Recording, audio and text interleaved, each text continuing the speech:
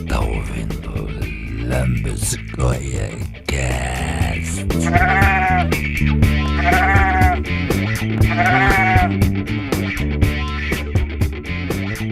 Sejam todos bem-vindos ao Lambisgoia Cast, um podcast associado à Confraria dos Canárias, porque em terra de gente de bem, ser canalha é um privilégio.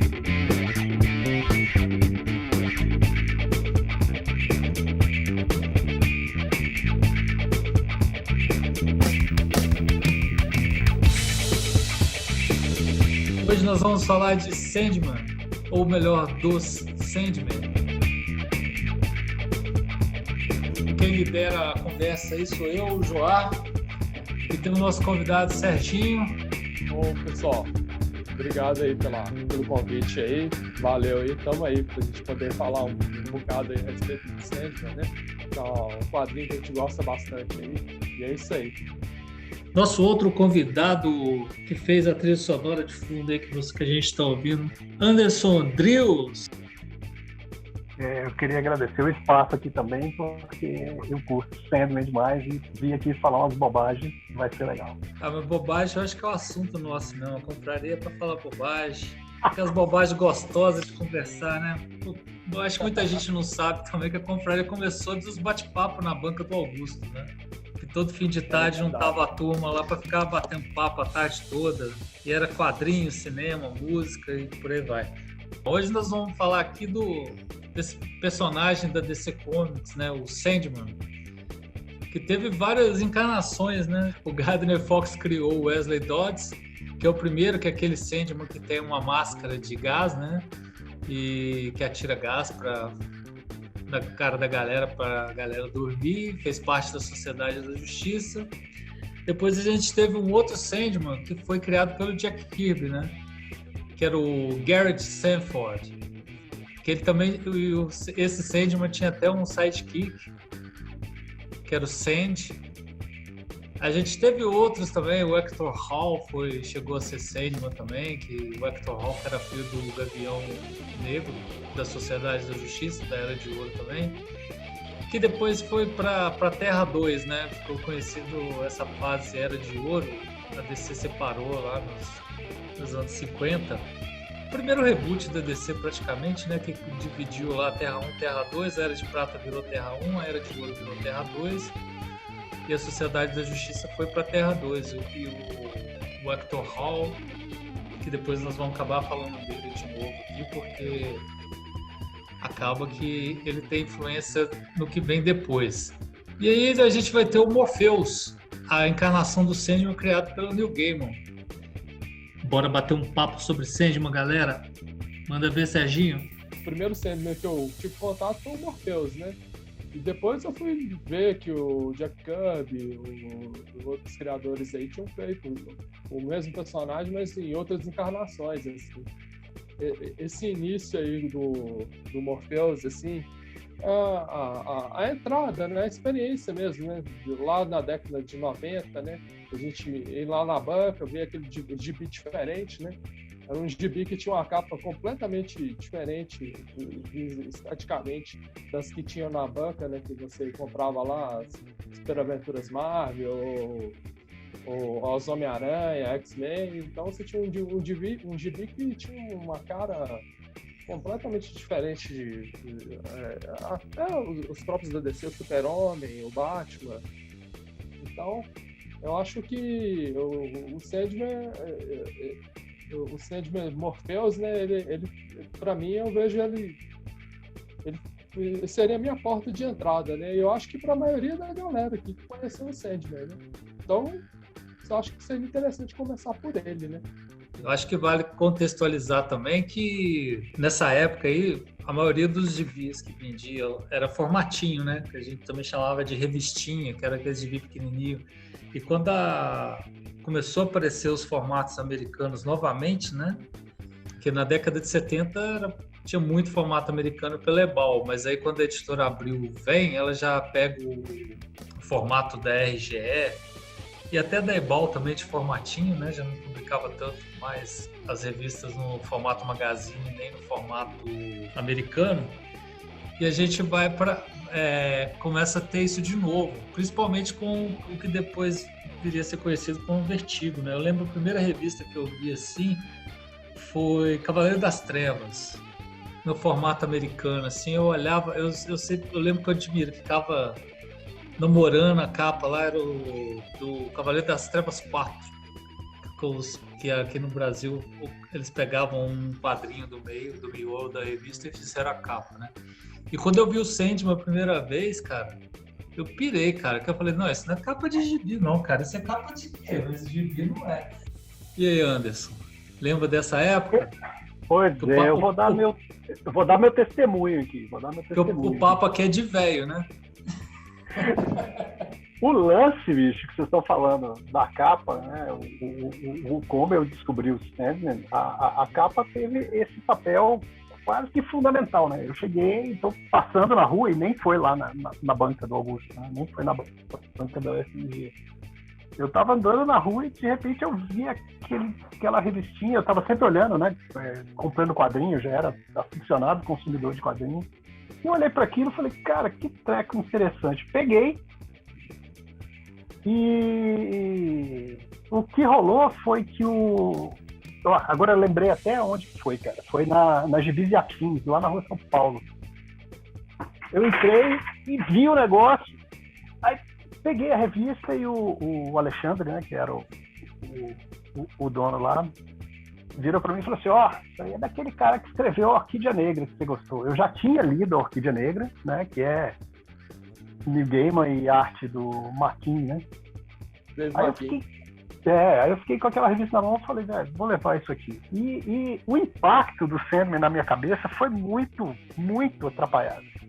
Né? Foi numa época que a gente estava exposto, né? Que apareceu o Cavaleiro das Trevas, apareceu o Watchmen, apareceu o Akira. Então eu já estava meio balançado com o quadrinho tradicional. A hora que eu sentei em casa e li aquele primeiro Sandman, eu falei, bicho, eu preciso mudar minha atitude com relação a quadrinhos. Esse negócio eu era fã aloprado do Homem-Aranha, e eu tinha o Homem-Aranha da Abril desde o número 1. Com o tempo, cara, eu doei a minha coleção do Homem-Aranha para um amigo que gostava também, porque eu falei, eu nunca mais vou ler isso. nunca mais vou gastar tempo lendo isso, porque tinha muita coisa muito boa. E dessa muita coisa muito boa, na minha opinião, o que bateu em mim, o Sandman estava assim, acima do que era muito bom que estava rolando. Então, o impacto foi forte, e ver aquela capa lá, né, eu não sabia que era o cara da Orquídea Negra, que era um negócio que eu já tinha lido e tinha achado super legal, e não sabia que o desenhista da capa era o mesmo, né, mas eu peguei, sentei em casa e falei, bicho, isso aqui é o caminho. Foi um impacto pesado. O Sandman é um negócio muito, muito bem estruturado, e ele foi até o fim mantendo o mesmo nível. Isso foi uma coisa que me impressionou bastante na época e me impressiona até hoje. Já que a gente falou do Dave McKean, tem que lembrar que o Dave McKean fez todas as capas, né, da série, né? Todas as 75 edições têm capas dele. E o Dave McKean, para a época, ele e o Bill Sienkiewicz, eles eram revolucionários na arte deles, assim, né? Para quem lia gibi comum, assim, né? Os gibizinhos mesmo, Marvel, DC, ficava chapado, né? Eu lembro quando eu comprei o primeiro Orquídea Negra, cara. Eu comprei o 1 e o 2, eu morava no interior de Minas, eu fui ler completo mais de 10 anos depois, que eu achei no sebo, que é uma outra história que eu vou contar mais pra frente, que foi divertido.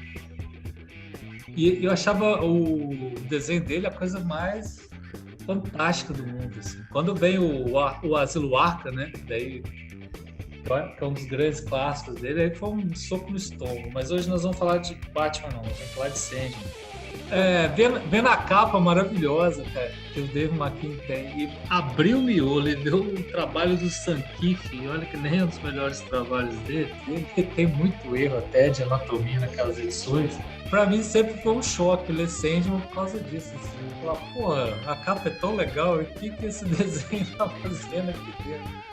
que acaba ficando um padrão estético até do que veio depois de ser avertido, né? Assim, o desenho do miolo sempre é uma coisa mais, vamos chamar de underground, não tão convencional, né? E para quem gostava de um gibizinho comum, isso era um puta do choque também, né? Essa questão do desenho, Jó, é interessante falar porque, assim, o primeiro desenhista, né, que começa a série, que é o Sankit, né? Esse primeiro desenhista, né, ele mais ou menos criou uma certa estética para os personagens, para o Morpheus e tal. Mas, assim, o cara, depois que entrou aquele outro desenhista, que é o Mike Drenberg, que é um cara também que eu acho ele muito bom, mas na época eu estranhei muito. E é engraçado que, para mim, a estética do visual do Sandman, né, do Morpheus, assim, que eu acho mais icônica é a do Drenberg. Principalmente quando ele entra naquela história da morte, né? E eu acho... essa estética, assim... Porque a estética dos quadrinhos, assim, da época, né? Você tinha uns desenhos mais hiperbólicos, né? Vocês tinham, assim, as mulheres e os homens todos bombados e tal, por causa daquela era da Image e tal. Então, o Sandman era uma coisa mais mundana, assim, em termos de estética, assim, sabe? E fora as temáticas também, né? Que é um quadrinho que se propõe a ser um quadrinho que no começo seria um quadrinho de terror e começa a mesclar uma série de coisas, principalmente a parte das mitologias e vários outros contextos assim também, sabe? Então,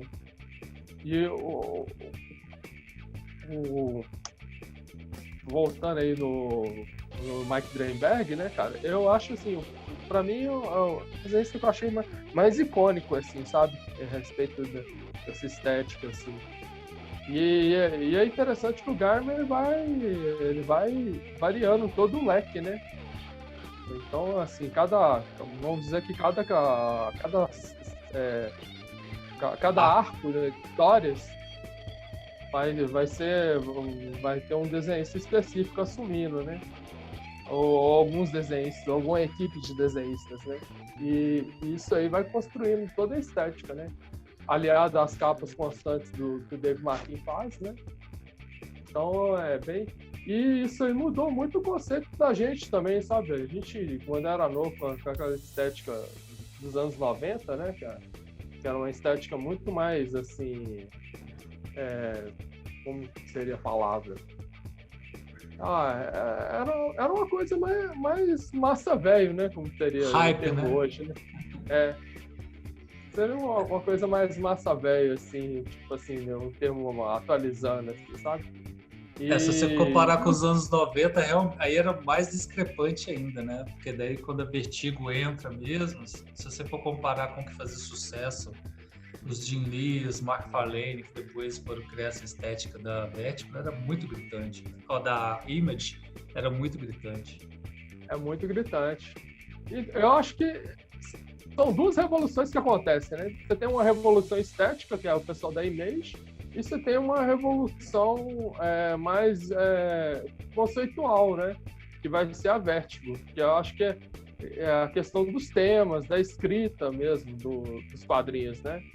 Então, e aí, mais pra frente, essas coisas vão começar a andar juntas, né? A gente vai ter... E o próprio Sandman também vai ter momentos, assim, com desenhos espetaculares também, né? Por exemplo, quando eles reúnem aquele time estelar lá pra fazer o Noite Sem Fim, né? Uhum. Então, vou passar a bola aí, galera. Deixa eu só pegar o gancho aqui.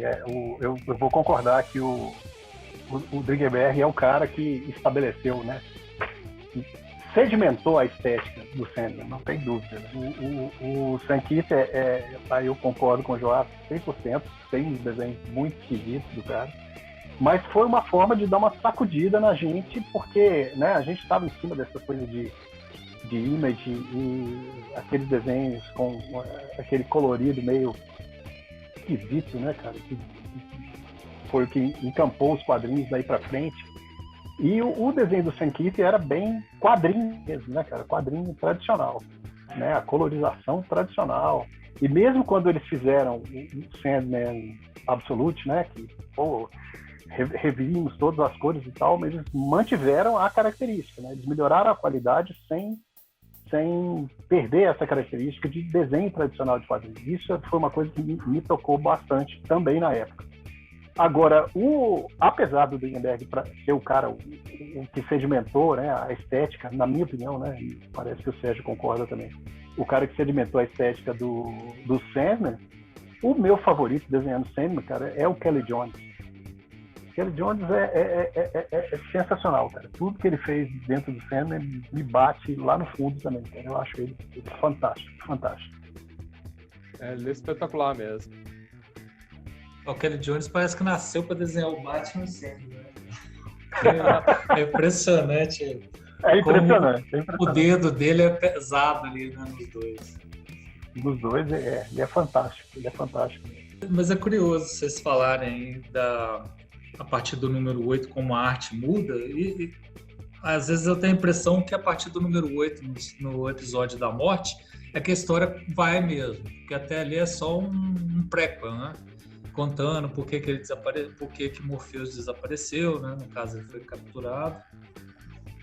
E alguém quer falar do primeiro arco, mas eu acho que depois a coisa deslancha também, e eu acho que a história, eu acho que é por isso que a arte também é muito marcada, né?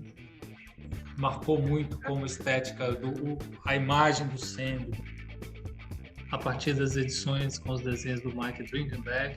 Eu acho que não fica dúvida não, cara. O primeiro arco, ele é totalmente estruturado para ser a introdução do personagem, do Morfeu, do universo em que ele vive, né? O que aconteceu com ele, por que aquela história ia começar dali, principalmente.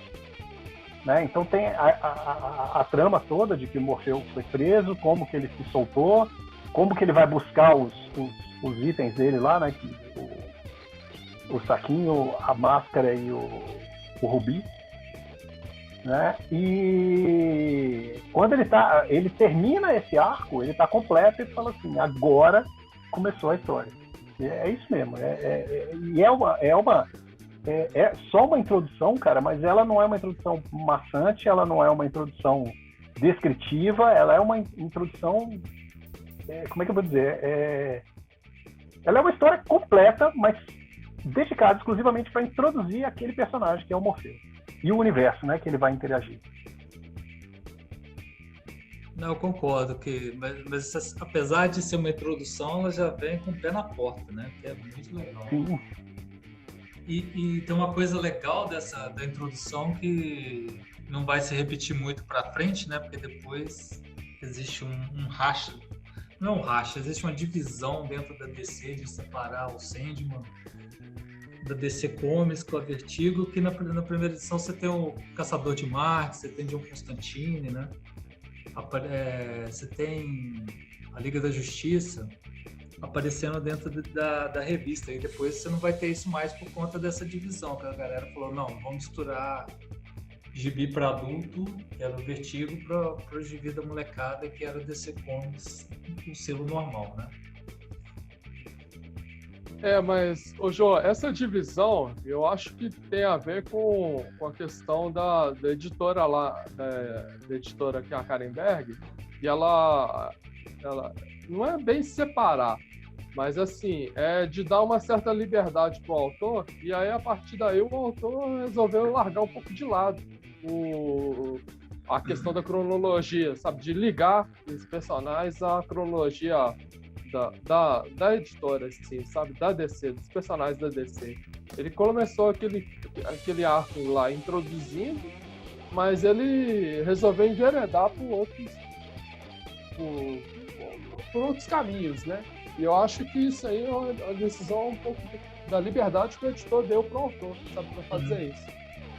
Mas eu acho que tem um outro ponto aqui que vale a pena chamar a atenção, é o seguinte: quando a DC, né, chamou o Neil Gaiman, né, que foi aquela hora que os autores ingleses estavam invadindo a DC, literalmente, né, a DC chamou o Neil Gaiman para escrever o Sandman Wesley Dodds. né? E isso, numa entrevista que eu vi há muitos anos, ele respondeu isso, falando que ele sentou, olhou e falou assim, cara, esse personagem é um personagem legal, mas eu não quero falar dele, não. E aí ele fez o esboço do que era, né, o Sandman, o Morfeu, o sonho, e apresentou para DC. E o cara, eu não lembro quem era o editor responsável por ele, pelo Sandman na época, o cara topou fazer um negócio que, convenhamos, era assim, completamente fora do esquema de quadrinho que rolava no mundo. Né? O cara ia escrever sobre a personificação do sonho. Mas toparam e olha o tanto que isso deu certo. Mas isso foi uma questão editorial da época sensacional, né? Porque nessas transformações, né? Vamos dizer assim, melhor, reimaginações de personagens, saiu o Watchmen, que é um pouco ao contrário, né? Mas você tem o Homem-Animal, você tem o Monstro do Pântano, de certa forma, também. Porque esses autores ingleses falou, faz o que você quiser, o parque de diversão está aberto, divirtam-se. Mas, Jô, um ponto que a gente tem que colocar é o seguinte, que você tem o Alan Moore, né, que ele abriu a porteira com o Monstro do Pântano, lá no começo dos anos 80, e depois foi surgindo a segunda leva, né, que a segunda leva é o Sandman, o Homem-Animal, o Hellblazer, né, com o John Constantine. Então, o Sandman já é a segunda leva desse arranjo, dessa busca de novos criadores aí. E aí que vai enveredar lá na Inglaterra, né? Pegando os autores da Inglaterra lá. O Alan Moore abriu a porteira pra galera. Foi o pioneiro dessa turma, assim, de chegar e pegar o baralho, jogar pro alto e usar a magia do caos e reembaralhar tudo de a forma mais louca possível, né? E seguir fazendo o que quisesse, assim. Deve ser, pra mim, ainda é a melhor fase da DC Comics, assim, de todos os tempos, assim, que é anos 80, comecinho dos anos 90.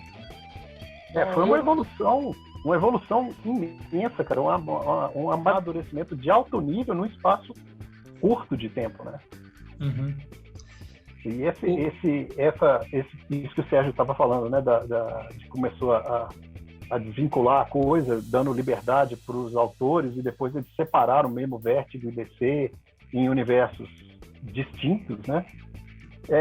Aí é que o negócio pôde se aprofundar mesmo, cara. Tudo que eu li, não teve nada que eu li da Vertigo dessa época, né, da década de 90, que tenha me desagradado, cara. Eu sempre achei tudo muito genial. Tem uma coisa que eu acho legal, vocês já leram os Superdeuses do Grant Morrison? Não. Eu vou te falar que o Yuri tem o livro aqui, ele sempre fala no meu pai, você tem que ler esse livro aqui. Eu vou falar. Começa a ler o livro. Vou falar para você e para todo mundo. Tem que ler o livro, porque. Mas eu sugiro até.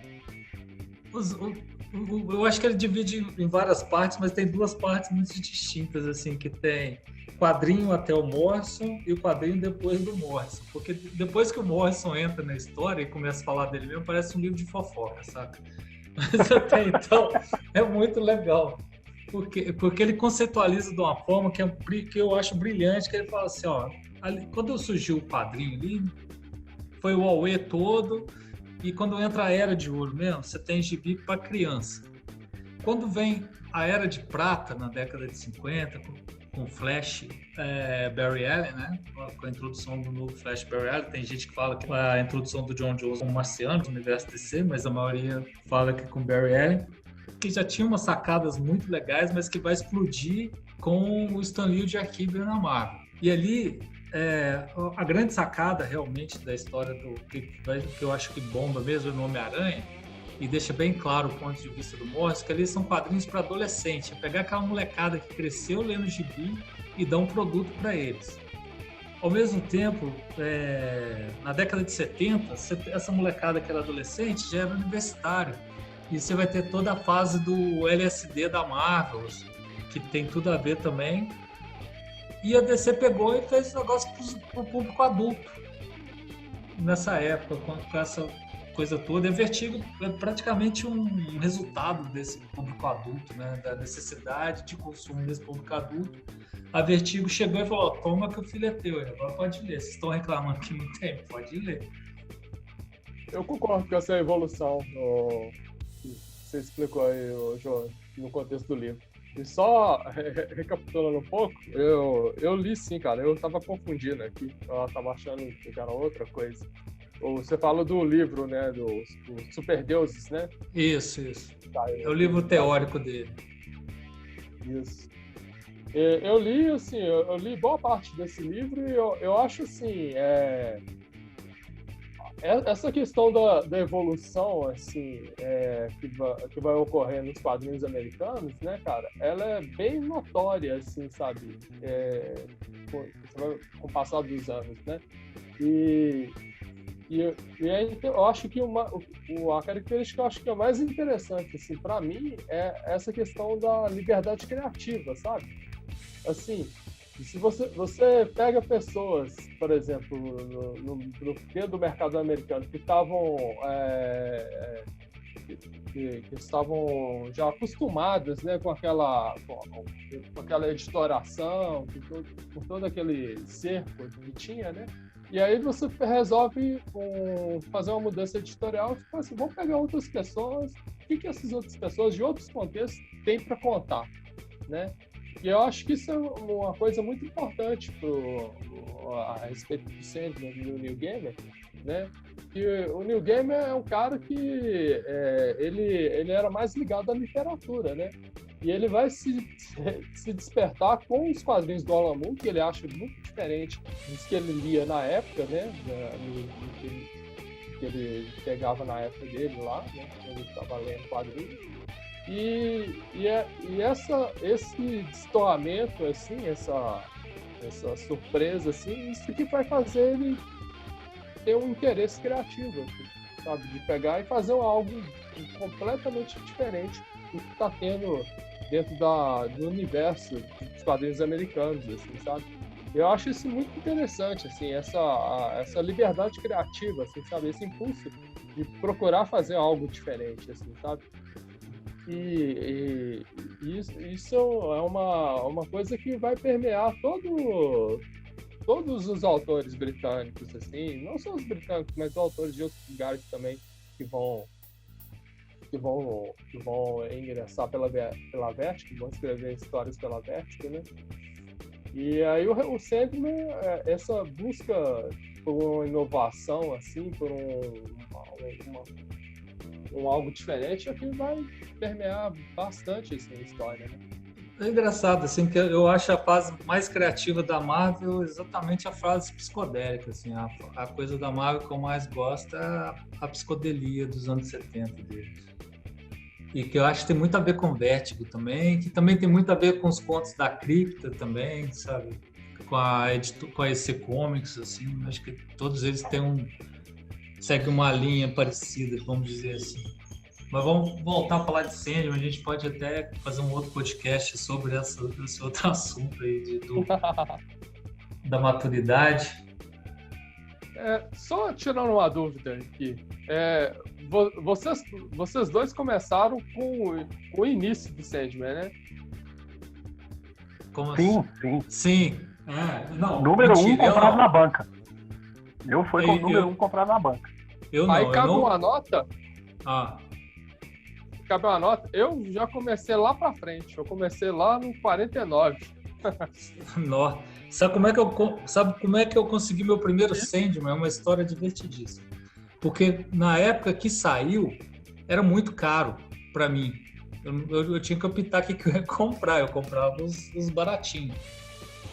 Aí, cara, em 95, eu morava em São Paulo, uma turma chegou para mim e falou, olha, vai ter um cara aí, ó, que faz um gibi do tal de Sandman, que vai dar uns autógrafos. Vamos lá? Eu falei, bora. Aí eu fui ver nas minhas coisas lá, falei, não, eu só tenho 2 números do Orquídea Negra. Quer saber? Eu vou lá no sebo ver se tem alguma coisa. Cheguei no sebo, cara, tinha exatamente o encadernado do Orquídea Negra, Sandman número 1 e o número 8. Eu falei, vou levar tudo e vou enfiar na fila, cara. E todas as edições da Globo, né, que é original. Aí, vamos lá, a galera cata o ônibus, vai parar lá no Sesc Pompeia, que tava rolando o prêmio HQ Mix lá, cara. E eles convidaram o Neil Gaiman para uma tarde de autógrafo numa palestra.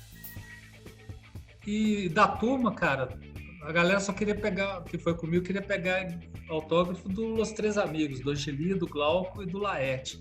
Claro que eu tenho os autógrafos, mas não entrei na fila nesse dia, porque a outra fila era gigantesca, eu entrei na outra, quando a gente dividiu, cada um pegou. Só que a gente chegou no autógrafo do Sandman, cara, era uma fila gigantesca, e a galera só pra ver o Neil Gaiman.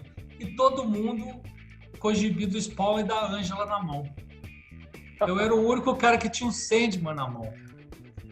Eu lembro na hora que eu cheguei no cara, assim, ele bateu o olho, ele viu o Sandman número 1, o Neil Gaiman deu um sorrisão pra mim, eu falei, ganhei o dia. E não podia autografar mais, falei, vai, é o número 1 mesmo. Aí, no último FIC que teve, eu tive a honra de ter o número 1, além do autógrafo do Neil Gaiman, que ele fez até um desenho estilizado no olho do Sandman, como barato, o Dave McKean autografou pra mim também. Isso pra mim, cara, eu acho que é uma das maiores relíquias que eu tenho de história em quadrinho. Morri de inveja. Muito massa mesmo, viu, João? E aí, qual o arco que vocês mais gostam? Posso? Manda ver. Manda bala.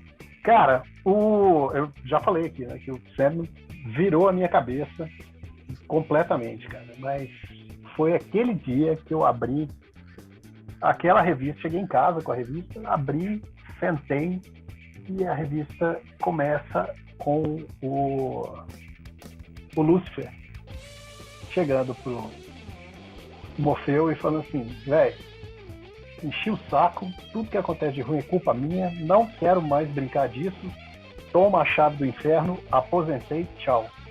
Cara, a partir disso aí, Estação das Brumas, pra mim, ele não só é o melhor arco do Sandman, mas eu acho que em termos literários, cara, é uma das coisas mais legais que eu já vi na minha vida. Sem deslumbramento nenhum, cara. O negócio é muito legal. É muito legal. A sacada é muito boa, né? É uma sacada muito boa, cara. O Lúcifer, né? Ele tem aquele momento que ele vira um personagem só fascinante. E ele vai, o Neil Gaiman vai contra muitos dogmas, né? Das religiões cristãs, né? Colocando o demônio lá como um cara que, porra, ele tava lá na hora errada, bicho. Deram aquela chave pra ele e ele se ferrou com isso por toda a eternidade. Entendeu? Então, bicho, já me expulsaram mesmo. O que eles vão fazer comigo? Eu já tô no inferno, cara. Então, toma a chave e eu vou viver minha vida. É fantástico. É fantástico demais isso na minha cabeça. É uma ideia sensacional. Além disso, né, o time de artistas que desenhou a Estação das Brumas, né, que tem o Dringenberg, o Kelly Jones e se eu não me engano, o Matt Wagner. Os caras são muito bons. Então ficou um negócio muito bacana. Eu falei que o Sandman manteve a qualidade durante toda a série, mas para mim o ápice mesmo foi ali no Estação das Brumas. Eu perdi a conta de quantas vezes eu li Estação das Brumas. E eu lembro que na época que eu estava na faculdade de letras, né, que a gente estava lá na cantina discutindo, tinha um monte de colegas, mais alguns professores discutindo, porque o autor, o melhor autor, o maior autor, não sei o quê. Eu falei, bicho, na atualidade, o maior escritor da língua inglesa é o Neil Gaiman, cara. Aí os caras ficavam, que é esse cara? É um cara que escreve história em quadrinhos. Eu estava muito abalado pela Estação das Brumas. Foi um negócio que mexeu bastante comigo. Eu acho fantástico, eu acho a estrutura da história fantástica, o jeito que ele mistura várias mitologias, né? E como esses seres mitológicos de várias crenças diferentes interagem é sensacional. Sensacional. Eu lembro de uma coisa que ficou muito legal em português, que era a história de nada, né? Eu adorava isso, a história de nada. A personagem, né? A personagem nada é espetacular mesmo. Espetacular.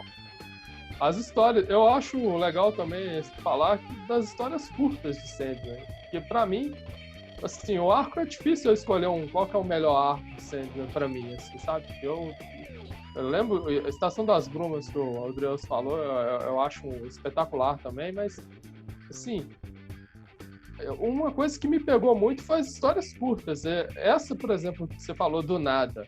E para mim, a minha preferida é aquela do cara, do Rob Glad, que é o cara que quer viver eternamente, né? Eu acho, assim, a forma como é apresentado esse personagem, que é uma espécie de um spin-off, né, dentro da história, eu acho muito foda, assim, muito bacana, assim, sabe?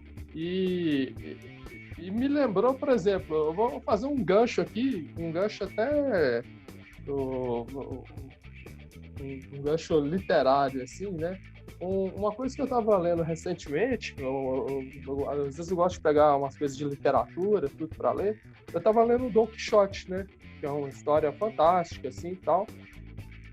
E no Don Quixote de vez em quando ele faz a mesma coisa que é feita na estrutura do Sandman. Você tem um personagem principal, né? O Morpheus, no caso, né? No Sandman. E no Don Quixote você tem lá o Don Quixote, como Sancho Panza, e aí às vezes o autor coloca uma história, enxerta uma história de um outro personagem dentro daquela história, sabe? E assim, é tão intrigante, é tão fascinante quanto a história, o personagem central, né, da narrativa, sabe? Então eu achei assim, bem interessante isso, assim.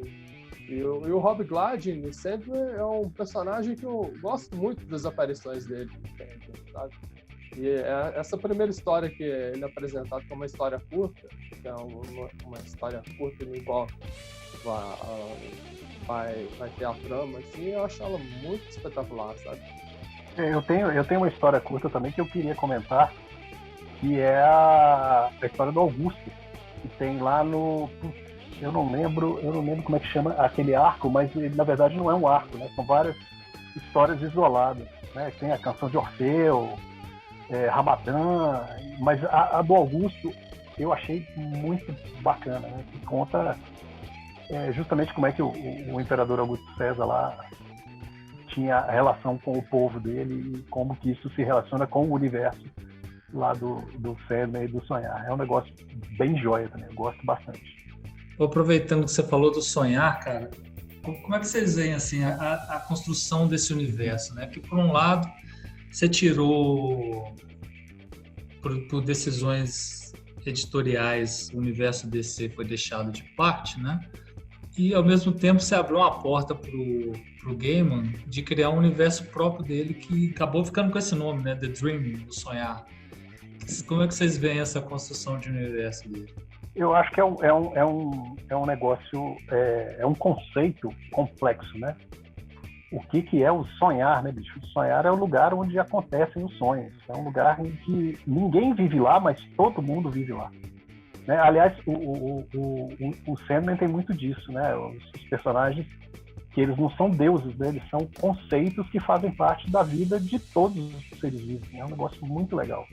E aí, cara, o fato de ser, como é que eu vou dizer, é um lugar que é intangível, né? E como ele permeia as vidas e consciências de todos os seres vivos, ele abre um espaço para ser qualquer coisa, né? Ali qualquer coisa pode acontecer. Ali você tem os habitantes do sonhar, né? Os habitantes fixos do sonhar, tipo Caim e Abel, né? Que tomam conta da casa lá e vivem em atrito permanente entre eles.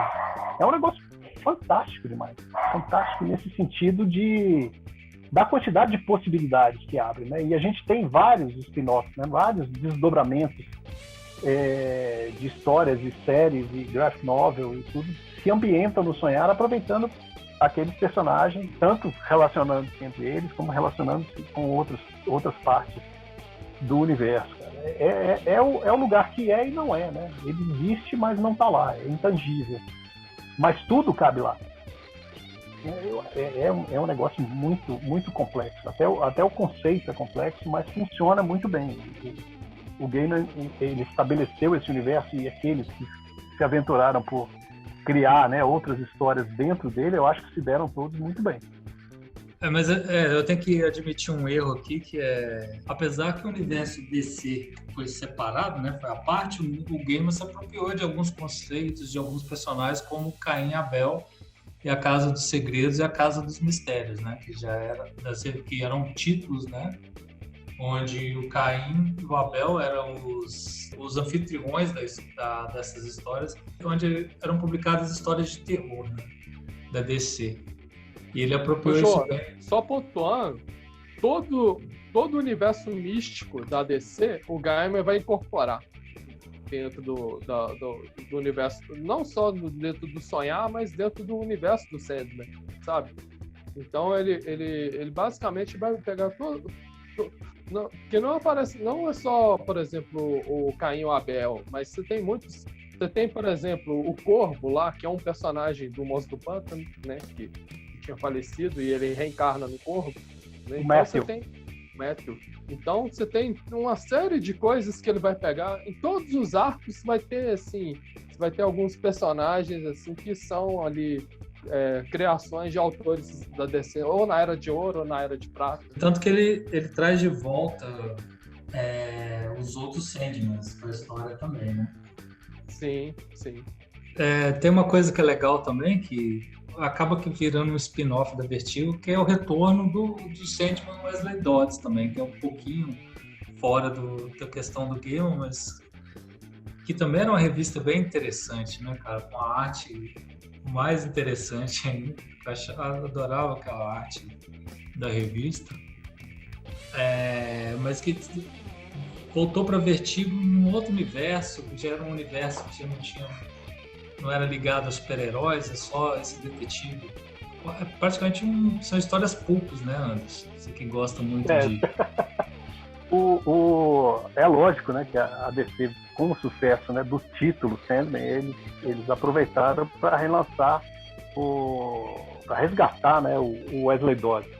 Mas eles fizeram de um jeito muito bacana, eles botaram um pessoal muito competente para fazer, e até tem uma graphic novel, né, que faz parte desse Sandman, né, de Teatro do Mistério, que o Wesley Dodds vai fazer uma investigação na casa do mago, onde o Morfeu está preso, né? E acaba que ele tem uma participação, ainda que involuntária, para libertar o Morfeu. E essa graphic novel eu acho sensacional. Ela é sensacional. E o título, né? O Teatro do Mistério, ficou um negócio... Aliás, no Brasil chamou Máscara do Mistério, não era isso? Era Máscara Mistério. Isso. O título foi muito legal e muito consistente, enquanto eu acompanhei, pelo menos, né? Depois eu não sei. Mas enquanto eu acompanhei, eu achava um negócio muito legal. Anderson, isso saiu pela Vertigo, né? Foi. Aqui saiu na Vertigo. Aqui saiu na Vertigo. Da Abril, né? Da editora Abril. Isso. Pena que isso é um arco muito legal, essas histórias do Wesley Dodds, cara. Mas pena que o pessoal não teve um público que pudesse sustentar a revista, sabe? E como o João falou, ele é um detetive, né? São as histórias que ele vai desvendar os mistérios ali, conseguir resolver os casos e tal. É outra onda. É outra onda completamente diferente. Mas ela é muito bem feita. A Vertigo, na época, acertou em cheio. Né? É um negócio muito bacana. E aí dá um desconto para mim, porque essa é a minha área. Esse negócio de detetive é comigo. Aí pronto. Voltando pro Morpheus. Cara, vocês acham que o Sandman é o melhor trabalho do Neil Gaiman? Ele não conseguiu se superar depois? Eu acho o melhor trabalho do Neil Gaiman, sim. Mas assim, eu também não posso falar muito, porque dos livros do Neil Gaiman eu só li o primeiro, né, o Deus Americano, e comecei a ler os livros de Anansi. Mas de tudo que eu li do Neil Gaiman, eu acho que o Sandman eu considero o melhor trabalho dele. Eu penso assim, eu gosto de acreditar que eu li tudo que o Neil Gaiman já escreveu. Eu li muita coisa. Os livros eu li todos. Alguns eu cheguei a reler mais de uma vez. Deus Americanos é um desses que eu já li e reli várias vezes. E eu acho o Deus Americanos o melhor livro dele, no sentido de que ele faz ele faz várias alegorias com crenças, com, como é que eu vou dizer, impacto social e cultural da globalização. Eu acho que isso está tudo lá. Só que isso está no Deuses Americanos, isso tudo foi ensaiado no Sandman. O Sandman é uma obra muito grande, né, cara? São 75 números, né? Dá para contar muita coisa e é tudo muito bem costurado. Eu acho que ele conseguiu fazer uma obra gigantesca e tudo muito sem deixar pontas soltas, né? E não é uma história que tem começo, meio e fim, ou seja, se você pega os 75 Sandman e depois lê aquele Sandman, putz, eu esqueci o nome dele, mas é o que conta o que aconteceu antes do Morfeu. Prelúdio. Hã? É o prelúdio. É o prelúdio. O que aconteceu antes e o que aconteceu depois, né, do fim da série do Sandman. É tudo muito bem costurado, cara. Não tem ponta solta, né? Os personagens que ele deixou com a história solta, você simplesmente assume que eles foram viver a vida deles e isso não impacta no que foi escrito. Então, eu acho que nesse sentido de ser muito grande, de ter abordado muitos temas que ele voltaria a abordar em outras histórias que ele escreveu, e inclusive nos livros, né? Eu acho, sem dúvida, que eu reluto em falar em melhor e pior às vezes, né? Eu falo em melhor, assim, quando eu estava falando da Estação das Brumas, é porque foi o impacto que teve em mim, né? Para mim foi o que me fez sentir várias emoções mais profundamente. Mas melhor em termos de qualidade é um negócio que eu sempre reluto em falar, mas por ser extremamente extenso, por tratar uma infinidade de temas, ter uma infinidade de personagens, e ser tão bem estruturado, tão satisfatório para quem está lendo, eu acho que, sem dúvida, é a obra mais importante dele. Não tenho dúvida. E os habitantes do Sonhar? Porque o Sonhar é povoado, como diz, é um lugar inatingível, mas é povoado por todos, né? E alguns dos personagens que aparecem são tão cativantes, ou até mais, como o Morpheus, né? Tem muita gente que acha que a Morte é o personagem mais interessante da série inteira. Assim. O que vocês acham? Eu acho a Morte, assim, é um personagem extremamente cativante, né? E é uma sacada gigantesca, assim. Eu não sei se o Gaiman foi a primeira pessoa a fazer isso, colocar ela como uma mulher, né? Mas eu acho muito, não só uma mulher, mas o temperamento que ele coloca para a Morte e o modo como ela lida com a condição dela é muito interessante, sabe? Ela é uma pessoa, vamos dizer assim, tem um contraste, já tem um certo otimismo para encarar os fatos fatos tão pesados, né? Não vou dizer um otimismo, mas ela tem uma certa perseverança, assim, sabe? E um certo realismo também, sabe? Então, diferente do Sandman, que é um personagem completamente taciturno, extremamente emotivo e rancoroso também, muitas vezes. E ele contrasta muito com as histórias que ocorrem diálogos, né, entre o Morpheus, né, a Morte e o Morpheus, né? São muito interessantes, assim, né? Principalmente nessa primeira aparição da Morte. Né? Eu acho um personagem muito cativante. Aliás, todos os irmãos do Sandman são muito bons, né? Até a Desespero, a Delírio, né? Que depois tem uma sacada aí no qual ela vai mudar a personalidade dela também. Isso é uma coisa muito interessante.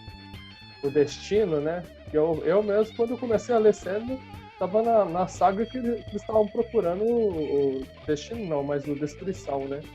Eles estavam procurando o irmão perdido, né? Eu acho interessante o número 8, né? Quando ele vai introduzir a morte, como é que ele subverteu toda a concepção de morte da civilização ocidental quando ele colocou uma menina de calça jeans e camisa preta e coloca o Sandman se reencontrando com ela. E eles vão batendo aquele papo enquanto ela está trabalhando, né? E, basicamente, o que ela faz, né, naquela história é levar um monte de gente, né? Tirar várias pessoas da vida, né? E assim, gente idosa, uma criancinha, e como que isso é tratado de uma maneira positiva, né? É uma história sobre a morte, em que ela tira várias pessoas da vida, ela vai buscar várias pessoas, que é o trabalho dela, e ainda assim o tom é totalmente otimista. Como é que eu vou dizer? A maioria das aparições da morte durante, né, a série do Sandman e naquela série que são especificamente sobre ela, é bastante positiva. Tirar o Neil Gaiman, no universo dele, ele tirou o ranço da morte, né? A morte é uma coisa que acontece. E veja que ela é a última irmã, né? É a última que vai sobrar. Porque todos os irmãos ela vai levar todos, ela vai levar o destino por último e ela é a que vai sobrar. Então, é uma responsabilidade para ela de levar tudo que está ligado à vida ao fim. É uma responsabilidade grande, é uma carga muito pesada, mas ela é sempre muito positiva, ela está sempre para cima, inclusive na imagem, né, que eles fizeram dela. Eu acho a morte fantástica. Daí a dizer que ela é a melhor personagem, difícil, porque, como disse o Sérgio aí, os outros irmãos são todos fantásticos, né? A Delírio é aquela menina que é realmente doidinha, né? Tá sempre viajando entre a realidade e coisas que acontecem em volta dela involuntariamente. A desespero é essa figura. É muito legal, né? Oi? A ingenuidade do Delírio é muito legal. É fantástico, cara, fantástico. Ela é extremamente carismática e completamente doida, e é isso aí, bicho. É super legal. Estar em volta dela é super legal, né? A Desespero, já que é aquela coisa toda negativa, com aquela figura repugnante, mas também você consegue como é que eu vou dizer? Não se identificar, mas se relacionar com aquela pessoa, né? Com aquela personagem. O Destino, que é aquele cara que tem a responsabilidade de garantir que tudo vai acontecer como está registrado lá no livro dele, né? O livro que ele carrega acorrentado no pulso. Destino, morte, sonho, desespero, delírio, desejo. Desejo é fantástico, cara. Aquela figura andrógina, né? Que assim é simpática a todos, né? Independente da condição física, psicológica ou opção sexual, o que quer que seja, ela está integrada em todos, ela ou ele, né? Depende do ponto de vista. E o Destruição, que é aquele cara que meio que cansou, né, de trabalhar tanto, porque a humanidade está sempre botando ele para funcionar, e foi lá, se exilou e virou artista plástico, pintor. É um cara fantástico também. Então, todos os personagens são muito legais. A Morte, ela talvez seja mais carismática e por isso ela teve mais sucesso, né? O público se identificou mais com ela e até virou umas histórias separadas escritas pelo próprio Neil Gaiman. Né? E os outros personagens não relacionados diretamente à família, mas como o Corinthians e tantos outros, o que vocês acham assim que são os mais memoráveis? Nossa, é uma galeria, viu, João?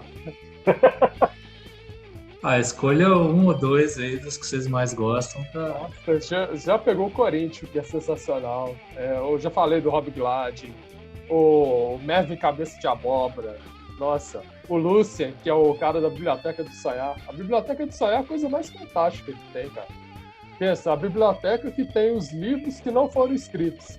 E o Gaiman faz uma... Assim, para quem tem um conhecimento em literatura e em artes, assim, fica abismado com as coisas que o Gaiman coloca. Só a Biblioteca do Sonhar, acho que dá uma tese aquilo ali, cara. Tanta coisa bacana que ele põe ali, sabe? Você vai vendo, assim, nos spin-offs durante a série, assim. Então, e fora o conceito, né? Esse conceito da biblioteca. Tem várias coisas, assim. Tem os personagens que aparecem nas histórias solos também, né, cara? Que se destacam. Tem O que eu me lembrei aqui agora é uma história que eu gostei muito, foi uma das primeiras que eu li na época, que era Ramadã, né? Que é a história de um rei, né? Que quer fazer com que a sua cidade fique eterna, né? E ele faz um pacto com Morpheus, né? E essa história é uma história espetacular também. O personagem é muito bom também. Tem uns personagens, cara, que eu curto de montão, assim, por serem inusitados, e talvez o mais inusitado deles é o Fiddler's Green, né? Que é um cara que ele é um gramado, né, bicho? Nossa, e ele é massa. É sensacional, o cara é um gramado, cara. Como é que você escreve uma história com um cara que é um gramado? Entendeu? Mas tá lá e é fantástico a ação dele, né? Tem um personagem que eu acho bacanaço, que muita gente nem leva em conta, mas é o Shakespeare, né, cara? O Shakespeare aparece numa estalagem, ele faz um acordo com o Morfeu, né? O Morfeu combina que vai dar os sonhos para ele, que ele vai transformar em histórias, e pede 2 histórias para ele. Né? Você vai pagar para mim escrevendo 2 histórias para mim. E Shakespeare virou quem virou, e ele paga o Morfeu escrevendo O Sonho numa Noite de Verão, no começo da carreira dele, e A Tempestade no fim da carreira dele. E A Tempestade é o último, né? O número 75 do Sandman, é a última história do Sandman. E o papel do Shakespeare dentro do negócio é muito legal, muito bem bolado. Realmente é muito bacana mesmo. Shakespeare é um espetáculo à parte a aparição dele, né? Tanto que a história que apresenta a primeira peça dele, né, do Morpheus faz para ele, ela é ganhadora de vários prêmios, né? Parece que ela abriu a porteira dos prêmios pro Sandman, né? Eu acho que ali chamou a atenção, né, cara? Tanto a história é muito legal, como a arte, né, que se eu não me engano é do Charles Vess. É linda, cara. Charles Vess fez um trabalho lindo naquele episódio. Eu lembro que na época eu comprei vários, porque eu dei de presente para vários amigos e amigas, que eu achava ela muito sensacional. E muitos amigos e amigas meus ficaram com a cara de, velho, o que é isso? O cara tá me dando revistinha em quadrinhos. Vamos para a polêmica agora, que uma obra tão profunda, né? Tão cheia de ramificações, que prolifera até hoje. Hoje a DC Comics tem um selo curado pelo Neil Gaiman, trazendo esses personagens que nunca deixaram, apesar do Sandman, Morpheus, o sonho, ter deixado os quadrinhos, né? E a gente tem o substituto dele, que é o Daniel. A gente, essa coisa tão gigantesca, vem a grande questão. Até porque vamos aproveitar que a série está perto de chegar na Netflix, né? Não vai demorar muito. Mas a pergunta é possível fazer uma adaptação para o audiovisual de algo tão profundo e grandioso? Eu sou fã quase que incondicional do Sandman. E eu tenho muito medo. Eu tenho muito medo do que pode resultar disso aí. Eu lembro que nas várias tentativas que tiveram de adaptação disso, né, eu lia o que o pessoal estava tentando fazer e eu ficava morrendo de medo. Né, coisas do tipo, vai focar na luta entre o Sandman e o grande vilão, o Coríntio. Cara, não é isso, né, velho? Não é isso que tem no quadrinho. Como o Neil Gaiman está direta e profundamente envolvido, ao que parece, né, na adaptação, eu fico um pouco mais tranquilo, em função de que ele esteve envolvido na adaptação do Belas Profecias, né, do livro que o Neil Gaiman escreveu em parceria com Terry Pratchett. E a adaptação, apesar de não ser 100% fiel ao livro, ela foi muito satisfatória. Belas Profecias saiu uma série super legal, que me satisfez plenamente. Eu lembro que no Twitter o Neil Gaiman fez vários comentários sobre a produção e o envolvimento do Terry Pratchett até quando ele morreu, né, na produção da série e tal. E como esse resultado foi muito bom, eu fico não mais tranquilo, mas assim, eu acho que pode sair uma coisa legal. Né? Ele está batendo o pé de que cada temporada vai adaptar um arco fechado. Né? Isso também é interessante. Né? Eles estarem se orientando por isso, ou pelo menos o Neil Gaiman está bancando esse tipo de coisa. Eu fico muito preocupado porque eu acabei de assistir o Deuses Americanos, que é dos livros, né? Vamos botar o Sandman de lado, dos livros que o Neil Gaiman escreveu, é o meu livro favorito. Eu gosto demais de Deuses Americanos, já falei aqui que eu li várias vezes, e o Deuses Americanos era até a base da minha tese de doutorado. Quando eu achei que eu ia conseguir fazer doutorado, eu estava começando a fazer o projeto. Mas a série Deuses Americanos, cara, sinceramente, foi um fracasso absoluto. Eles tentaram esticar demais a história, né, para fazer render muitas temporadas. Eles colocaram muita coisa que não estava na história, né? Alguns personagens eu entendo que tinham que ser adaptados porque eles refletiam uma realidade que tinha lá na década de 90 que não tem mais, não existe mais, né? Mas não foi só isso que eles fizeram. Eles inventaram muitos personagens, deram destaque para personagens secundários, alguns personagens fundamentais desapareceram da série e esticaram tanto que não conseguiram contar a história inteira. A última temporada foi um fracasso e a série foi cancelada, ou seja, ficou sem fim.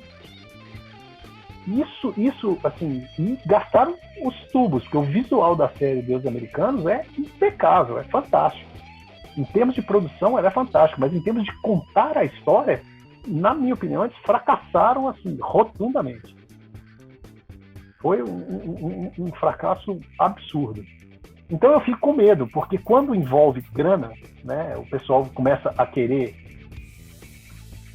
começa a esticar a coisa, né, fazer a coisa durar mais tempo, fazer mais temporadas e tal, a coisa vai ficando perigosa, né? Você vai esticando e, no caso dos Deuses Americanos, cara, eles acabaram a última temporada com muito pouca história para contar do que está no livro. Então eu imagino que se tivesse mais uma temporada, ia ser assim, 70% inventado. Não era necessário. Eu estava sentado com o Alessandro, a gente estava assistindo o último episódio do Deuses Americanos, e foi 40 minutos que aconteceu basicamente nada. Nada que fizesse a história avançar. Teve vários episódios que tinham coisas que não faziam a história avançar em sentido nenhum, enquanto que outras coisas que precisavam ser contadas estavam demorando a ser contadas. Então eu tenho medo, disso, da produção querer modificar muita coisa. É óbvio que vão ter que modificar muita coisa por conta da ambientação, né? Tem coisas que tem ali que são muito relativas à época em que estava acontecendo e que não vão fazer mais sentido. Isso é óbvio. O Belas Profecias teve várias adaptações. Mas no caso do Belas Profecias foi um negócio bem feito. No caso do American Gods foi um absurdo, era um fracasso tremendo. Então a gente tem que ver. Eu acho que é possível, eu acho que com a tecnologia que tem hoje, com experiências que tem hoje com produções de temas semelhantes, eu acho que é possível fazer uma coisa muito boa. E eu torço para que seja, porque eu não quero me decepcionar como eu me decepcionei com Deuses Americanos. É curioso o que você está falando aí, que faltou pouco, tão pouco, que eles estão falando que talvez saia um filme para terminar, né? Faz até sentido. Em vez de ter outra temporada, fazer só um filme, termina a história e acabou. Talvez seja até coisa da própria Amazon, né? Que distribui fora dos Estados Unidos, que para eles é interessante ter o final, né, pro catálogo deles. Eu fico vendo, assim, aí eu vou pegar uma outra série lá que eles fizeram fazer um filme para terminar, que foi o Sense8. Cara, o filme que termina a série é patético. A série eu gostei de várias coisas dela, mas o filme que termina é patético. Por outro lado, tem uma série que eu gosto muito, Firefly, que ela foi cancelada antes do fim e por pressão dos fãs, né, foi feito um filme para terminar, e o filme foi muito bem feito e encerrou a história perfeitamente. Então tem experiências dos dois lados, né? Vamos ver o que eles vão fazer com isso. Agora espero que não façam isso com o Sandman, porque o Sandman tem muitos arcos, né? Ainda que se bata o pé de que vamos fazer um arco por temporada, né, que é o que faz sentido, não precisa ficar enchendo linguiça, né? Dá para fazer muita coisa com o Sandman. Eu espero que funcione. Mas também, eu vou te falar sinceramente, eu não estou acompanhando essas notícias de casting e essas coisas. Porque isso só me gera ansiedade. Eu olho e falo, nossa, já estão fazendo errado. Aí eu não vou fazer isso, não. Não vou fazer isso, não. Eu vou deixar acontecer e no dia... estreou, pá! Assim. Gostei, não gostei, vamos ver depois. Funcionou bem com Belas Profecias. Funcionou bem. Eu sentei a mínima ideia de quem ia estar no negócio. Acabou que teve 2... Hã? Não, é engraçado, porque eu lembro de ler As Belas Profecias, ter adorado o livro, e eu não consigo sair do primeiro episódio da série, cara. Nossa, eu achei tão legal, cara. Não sei, mas também eu li na década de 90, né, cara? A sua cabeça da gente muda demais. Muda, né? Muda. Então, a gente já tem um tempão que a gente está gravando aqui, vamos caminhando no final. E tem uma coisa que eu achava muito divertida aqui no Sandman, mas que também tinha no Watchmen, que era sempre ter uma citação de música que acabava sendo praticamente te induzindo a buscar a trilha sonora pro quadrinho, cara. Cara, isso é a parte mais divertida do Sandman, cara, porque os títulos das histórias são músicas, né? São alguns álbuns de músicas de rock, pop em geral, clássicos, né? O visual de personagens também, né? Que ele fazia na música, músicas que são cantadas por personagens. Nossa, é muita coisa, cara. Um exemplo, assim, um exemplo que eu acho legal, a morte, por exemplo, o visual da morte, muita gente não comenta isso, tem várias cantoras que o Gaiman cita, mas assim, aqui a mais gritante é a Silks e the Benches, né, que é uma... Silks, E assim, se você pegar as fotos da Silks, você vai ver que, cara, é muito parecido, cara, o visual. Cara. O Mark Dringenberg, ele também tinha visto uma entrevista dele falando do visual do Morfeu, né? E ele fala que ele se inspirou no Robert Smith, do The Cure. E é lógico, né? Emagreceu bastante o Robert Smith, mas a semelhança é inegável. Mas na época ele era magro. Ah, era? Não lembro. Na época ele era magro, né? Depois, dos anos 90 pra cá, que eu tava gordaço. É a idade. Tá certo, gente. Eu queria agradecer muito ao Serginho, ao Drills, pelo tempo aí do bate-papo nosso aí, que venham outros. Valeu, galera. Desculpa aí qualquer coisa aí, qualquer erro meu aí, porque minha memória não tá prestando, não. Eu queria agradecer demais, foi um papo super legal, adoro falar sobre Sandman e espero que a gente faça outros bate-papos desses, porque assunto é o que não falta. Não, assunto nunca falta, né? Então é isso, galera. Despedimos aqui do nosso podcast, o nosso piloto, ensaio de podcast, né? Que venham outros. Um abraço. Abraço, João. Um abraço aí, pessoal.